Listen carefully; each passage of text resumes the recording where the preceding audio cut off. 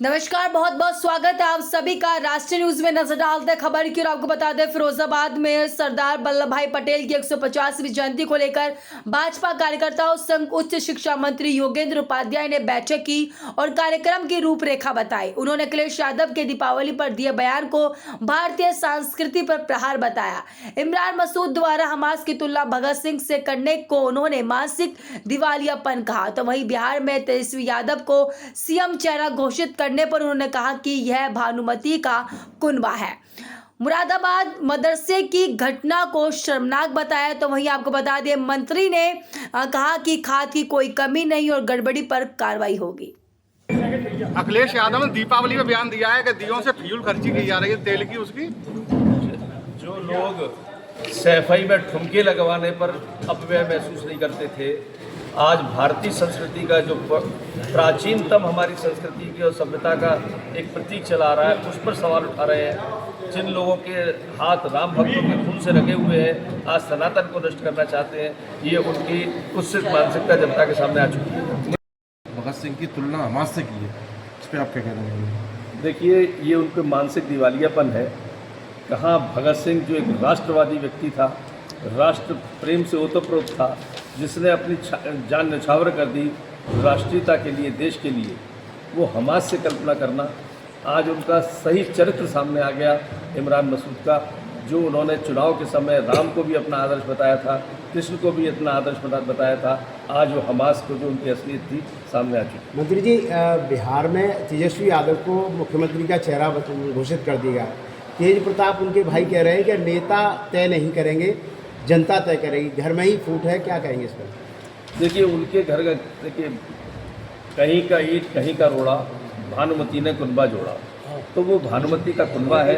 घर घर में भी भूखले परिवारवाद पर आधारित वो पार्टियां हैं, इसलिए जो घोषणा करेंगे मालूम नहीं कब तक चलेंगे।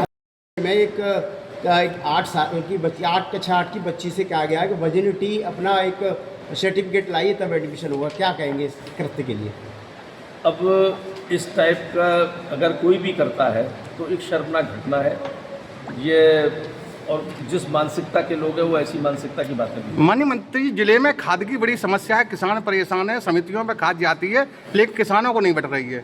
खाद कहाँ जा रही है इसका पता नहीं हो रहा है। अगर कहीं पे ऐसी शिकायत आती है तो उसकी जांच करेंगे, जो भी दोषी होगा कार्रवाई की जाएगी। सब जानते हैं कि इस देश में एक महापुरुष जन्मे थे,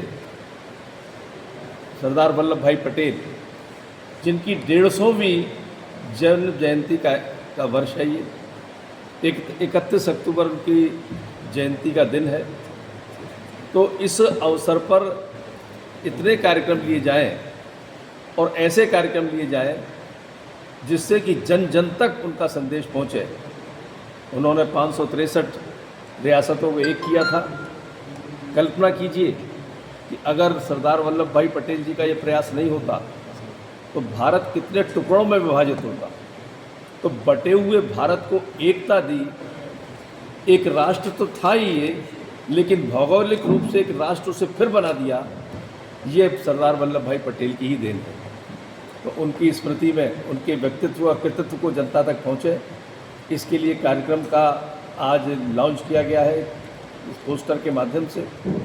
और 31 अक्टूबर को इस कार्यक्रम के अंतर्गत ये बूथ स्तर से लेकर राष्ट्रीय स्तर तक के कार्यक्रम होंगे इसमें, इस योजना के अंतर्गत। तो इसमें योजना में ये किया गया है कि 31 अक्टूबर को भारतीय जनता पार्टी के कार्यकर्ता बूथ स्तर पर उनका चित्र लगाएंगे और बूथ स्तर पर रहने वाले सभी